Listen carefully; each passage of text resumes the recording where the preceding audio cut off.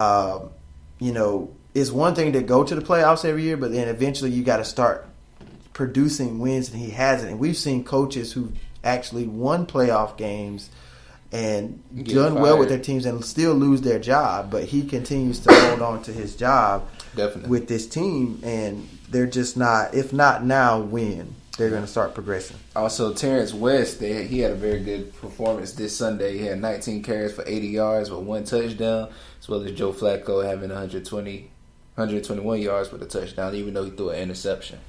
So, appreciate your Ravens. Yeah, they got you yet another victory. This game right here, we were different on this one. I took Arizona over Detroit. CJ took Detroit over Arizona. We did know that the Cardinals lost David Johnson, so that really hurts my fantasy team there. He could be out 2 to 3 months with a wrist injury, so that could change the course of things for the Cardinals. It was not a pretty good game either for Carson Palmer. Either he had some turnovers there in that game. And what was your take on that game? Let me tell you, man. I, for one, am a huge fan of Matthew Stafford. I am, man. How can you be upset? He went 29 for 41, 291 yards, 4 touchdowns, even though he had 1 pick. But let me tell you about this. They were down 15-17 to start the fourth quarter. Threw 2 touchdown passes to the rookie Kenny Galladay. One for 10 yards, one for 45 yards to come back and win. Not to mention they had a pick 6 with Miles Killebrew for 35 yards. So I'm still not believing in Matthew just yet. Do you believe in Matthew? Are you not entertained? No, I'm not. It was a good win. I just feel like until he can, and which he's done some great things. Don't get me wrong.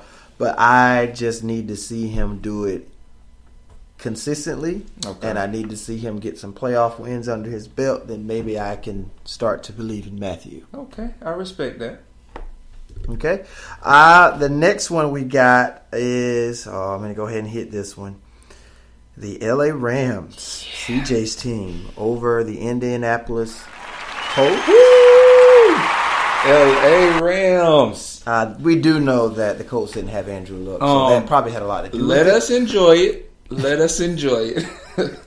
Yeah, they really demolished them. And one funny thing that stood out to me, the Colts head coach, I don't know if you caught the post game after that game. Oh my gosh. So they're interviewing him, the Colts, and they're like, yeah, so Coach Pagano, you guys lost, blase, blase. And he was like, yeah, we got our butts kicked today.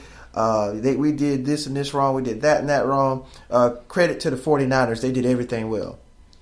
But, Coach, you didn't play the 49ers. You played the Rams. How disrespectful can you be?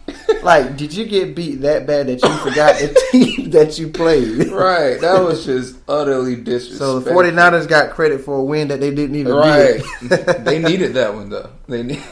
But, man, let me tell you, it was a great performance. I'm so glad to see Jared Goff perform excellently. He had 306 passing yards with 1 touchdown because a lot of people had already counted him out from last year's performance. And then we took advantage. Our defense, of course, is for real. You know, Scott Tolzien, we got 2 picks on him, and both of his interceptions were pick 6s. That's huge. Then one of them was by my man Tremaine Johnson. I follow him on Instagram. One for 39 yards, and the other one by LaMarcus Joyner for 29 yards for touchdowns. And then, which I didn't realize, they had a safety by Morgan Fox. Yeah.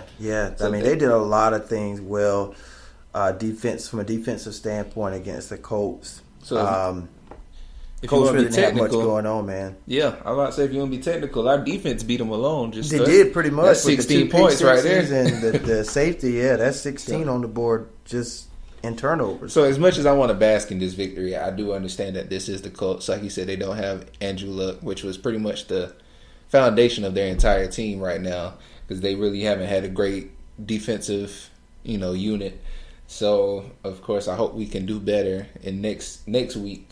But I hope that they keep this momentum from just being able to perform, Jared Goff having a good game, and we can also keep it going throughout the season because, like I said, we're supposed to get to the NFC Championship and lose to the Cowboys. So, also, Todd Gurley had a pretty pretty decent performance, 40 yards and 19 carries, but he did get a touchdown. So, I mean, that boosts his stats right there. So yeah. Any other games you got? Yeah, let's go. I'm going to dive into another one that both of us got right. We picked out the Panthers to come out against the 49ers. I think the score was 23-3.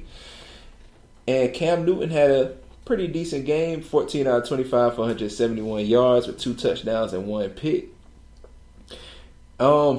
They also, for the 49ers, had 3 turnovers on downs, 4 sacks with 1 forced fumble. And Luke Kuechly, pretty much the defensive general of their team, had 1 interception. So pretty much it was a defensive game, and Panthers just dominated the 49ers altogether. Yeah, they did. I mean, I really don't have really much to say about that game. It kind of went the way I thought it would go. And the Panthers are 1-0 to start the year. Yes, sir. Next one we had went at odds on, and I pulled it out again. The Raiders toppling the Titans 26-16, man. I'm just saying. I believe I thought in this Tennessee unit. would I mean, I like what Tennessee has going on. I thought they would come out by being at home. I thought they would, come out and play well, which they didn't play half bad, but I guess Oakland just made more plays than they did, and they were able to pull that win. Definitely. But, I mean, I must admit, this game right here was just a defensive game. Because, I mean, if you look back at the stats, it was only 3 touchdowns the entire game. Marcus Mariota did have a good game. He did pull out 256 passing yards and had a rushing touchdown. But Derek Carr had a better game, of course, 22 for 32, 262 yards and 2 touchdowns. And also my man, Marshawn Beast Mode Lynch, had 76 yards and 18 carries. And watching him play looked better than the stats on the paper. Definitely. So, and a lot of people was wondering how he would come out because he hadn't played football in an entire year. Right. Get back used to. I'm pretty sure he kept himself in shape, with the time away and everything. But just getting back into the physicality of football. But I mean, it looks like he didn't miss a beat. So definitely, man, it was great to see him.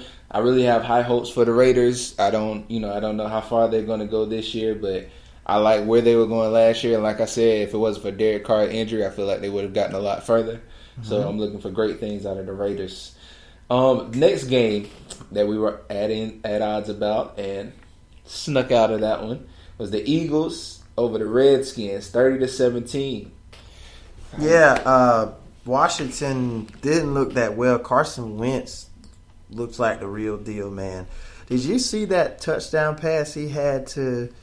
Was that Nelson Aguilar he threw that ball to? When it looks like he was going to get sacked and he's just scrambling, running around, just keeping the play alive and just fired that thing downfield. And Aguilar was just open for a deep, deep touchdown on that one. So, yeah, I was at odds with that game last week. I really didn't know which way I wanted to go. Not surprised that Philly did win, but I thought Washington would definitely come out and play better than they did. Yeah. But they didn't, and Philly got that win. What do you think?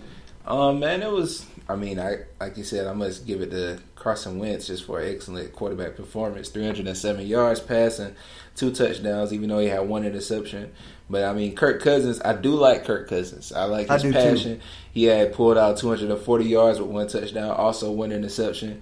So I mean, I like both quarterbacks in this game, but like I said, Eagles just kind of had more, pulled it out. I mean, Cousins did fumble, and Fletcher Cox did a 20-yard fumble return for it, and that pretty much sealed the game about it. But I will say this, in watching the replay on it, they did say it was kind of controversial. It should have been an incomplete pass instead of that initial fumble because it looks like he was in forward motion. But that's kind of how they played it. That's just kind of how it ended. So yeah, sometimes the call goes for you.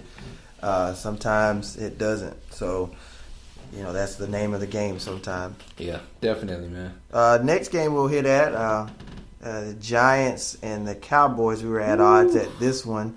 We do know Odell Beckham didn't play in this game. That's true. And we also found out that Zeke was going to be playing in this game. So he did get an injunction to continue to play as his case continues to move forward. He can still play. So no need for the Brady comeback story that you hit at last week with the suspension, because he's able to play as of right now. Yeah, that kind of hurts me a little bit, because now it's like I don't know if he's going to have that fire as much as I wanted him. I think that should still motivate him, though, to show, hey, I'm still going to come out here. I'm not going to be, a distraction to the team. I'm going to come do my part.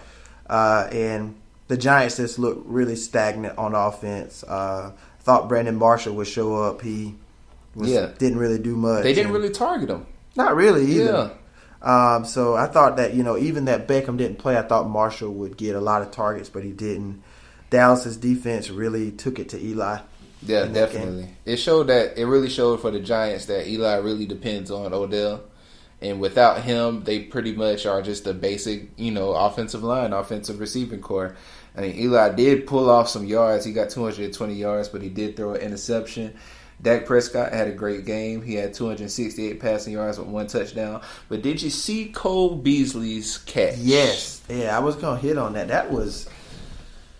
That's a nice play he made. I don't know how he did it. Kind of like reaching around and just snapping it out of the air like that, and then having the awareness on the sideline to stay in bounds and to still pull off that type of a catch. I've never seen anything quite like that before. That was amazing to watch. If anybody missed it, before you go look it up on YouTube, just imagine putting the ball right between the back of your shoulders and trying to hold it there. Now imagine somebody catching it, almost losing the ball, and holding it right there, and then tiptoeing along the line just to make sure that they don't go out of bounds. Yeah. That's what happened. Yeah, that was a huge play for them.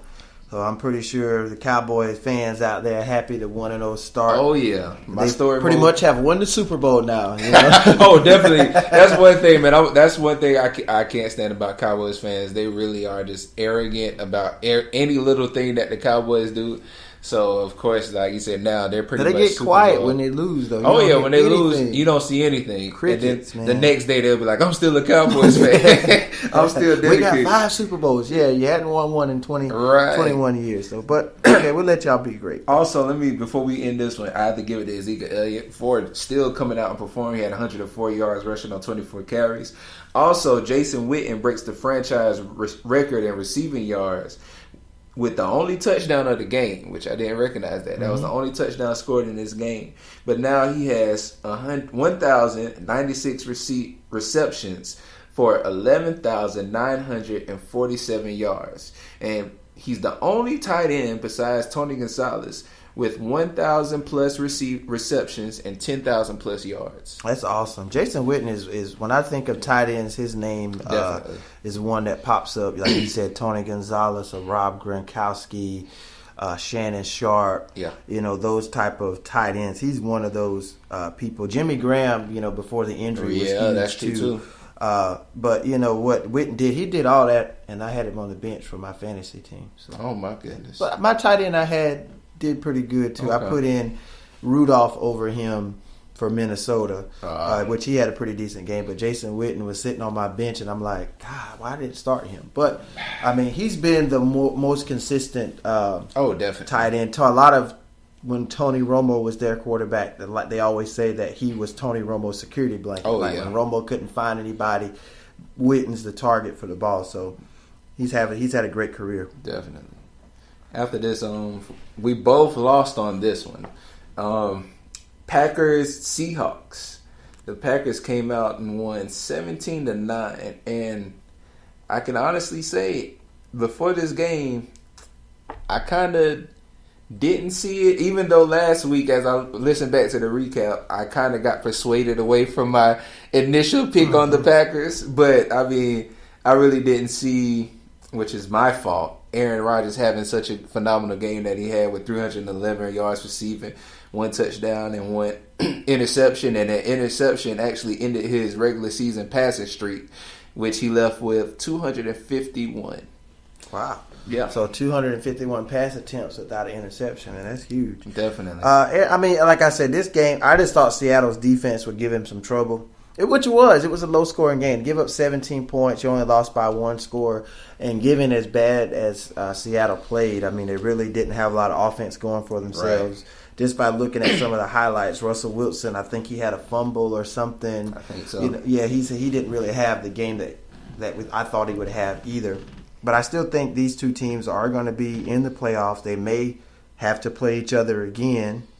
Oh, yeah. And they've played in some pretty controversial games over the years. I mean, we saw Seattle beat Green